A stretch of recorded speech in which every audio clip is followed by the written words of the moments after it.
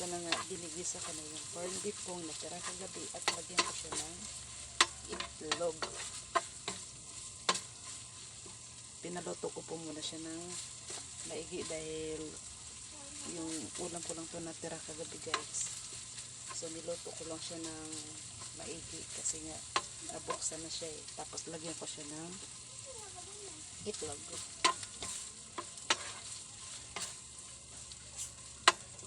Ganito lang magtipid ng ulam. Pagka once na may tira kang ulam para makapagtipid ka, lang i-recycle mo lang yung natirang ulam para mukhang bagong luto.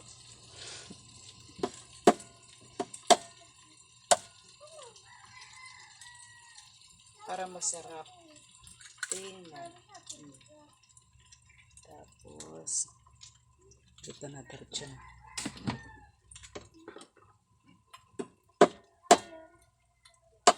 Agi daw. Pugret na. Diba? Mayaman ako sa itlog eh. Kaya pag nag-iinit ako, nilagyan ko ng itlog para nakaka-excited kainin. Nakaka-excited naman talaga kainin ng itlog. Huwag mong sabihin hindi. Tapos lagyan natin ng timpla.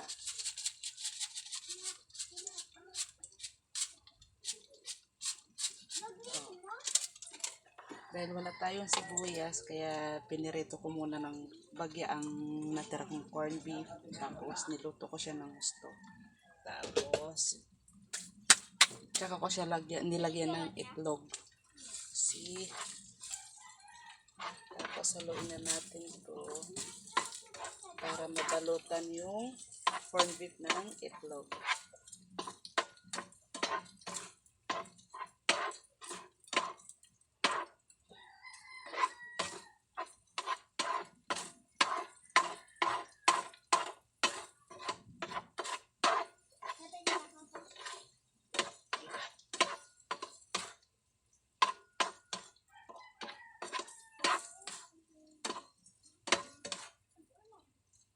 Tapos pag halimbawa na sa tingin mo hindi pa ano yung kuan, yung ano tawag dito, yung corned beef, sa tingin mo hindi pa ano sa itlog, pwede mo siyang dagdagan kung gusto mo. Papawisan na ako kasi pinatay ko muna ngayong electric pan kasi magkatabi lang sila eh. Baka mamaya mag-holding hands sila eh. Agi! See?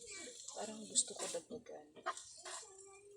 Ako kasi, favorite ko kasi yung ganito, lalo na yung sardinas.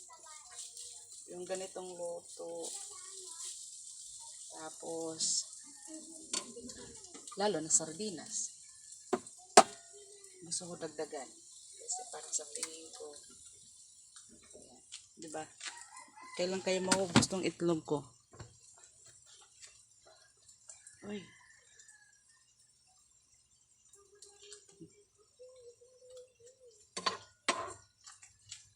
Ayan. Ba't ka ba nagkakalat?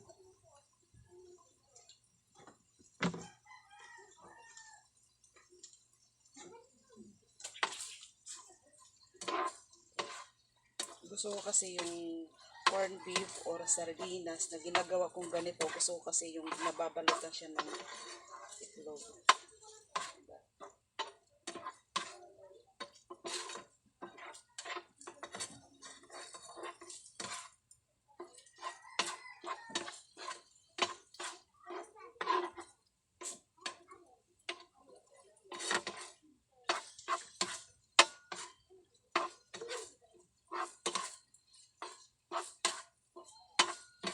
So, ayan na nga guys.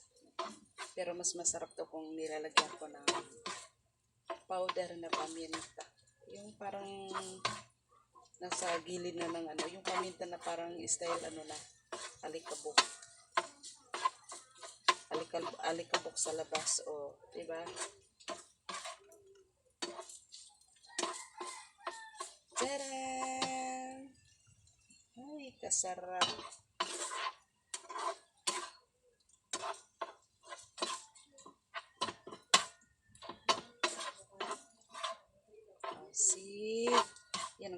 yung nababalutan na yung corned beef or sardinas ng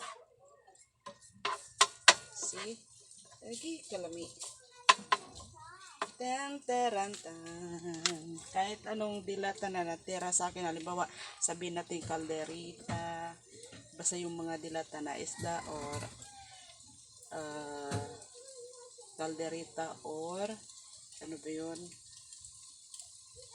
century, yung ganito. Diba? Kamaya.